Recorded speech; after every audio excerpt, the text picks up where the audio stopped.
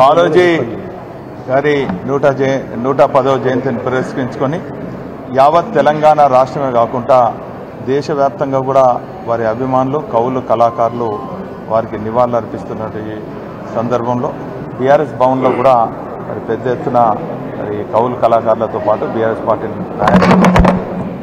ఈ కార్యక్రమం పాల్పంచుకోవడం జరుగుతుంది. వాస్తవంగా కాళోజీ గారి గొప్పతనాన్ని గుర్తించి ఆనాటి కేంద్ర ప్రభుత్వం పద్మవిభూషణ్ ఇచ్చిన తర్వాత 10 ఏళ్ల పాటు ఉన్నటువంటి సమైక్య రాష్ట్రంలో వారి గొప్పతనాన్ని ఏ రోజు కూడా ఆనాటి కాంగ్రెస్ టీడీపీ పాలకులు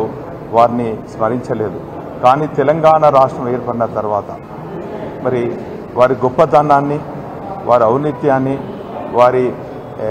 చరిత్రను రాబోయే తరాలకు అందించేదానికి ఒక గొప్ప నిర్ణయం కేసీఆర్ గారు తీసుకున్నారు. అందులో భాగంగానే మరి వరంగల్లో వారి పేరిట కాళోజీ కళాక్షేత్రం నిర్మాణం మరి పూర్తయ్యే వరకు కూడా మరి పెద్ద ఎత్తున నిర్ణయం తీసుకొని దానికి కావాల్సిన నిధులు కూడా మరి సమకూర్చడం జరిగింది. ఇదే కాకుండా సమైక్య రాష్ట్రంలో కేవలం కాళోజీ మిత్రమండలి వాళ్ళు కాళోజీ ఫౌండేషన్ వాళ్ళు 300 గజాల స్థలం అడిగితే ఆనాటి పాలకులు వైఎస్ గారు కానీ అదేవిధంగా కిరణ్ కుమార్ రెడ్డి గారు ఇరువురు కూడా కాంగ్రెస్ నాయకులు దాన్ని పరిగణలోకి తీసుకోకుండా విస్మరించి 300 గజాల స్థలం ఇవ్వకుంటే ఆనాటి ఉద్యమ నేత కేసీఆర్ గారు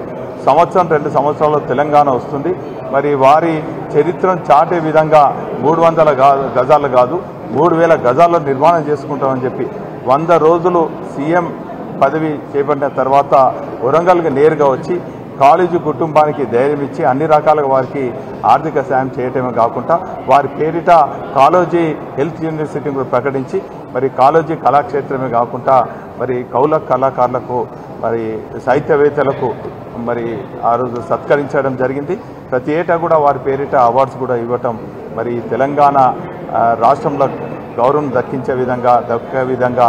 ఆనాటి ముఖ్యమంత్రి కేసీఆర్ గారు చేసినటువంటి విషయాన్ని ఈ సందర్భంగా తెలియజేసుకుంటూ ఈ సందర్భంగా కవులు కళాకారులు సాహిత్యవేత్తలకు అందరూ కూడా మరి తెలంగాణ ఉద్యమంలో మరి కాళోజీ గారు స్ఫూర్తిని తీసుకొని తెలంగాణ రాష్ట్రం సాధించినందుకు వారి ఘనమైనటువంటి నివాళులు ఏర్పరుస్తూ సెలవు.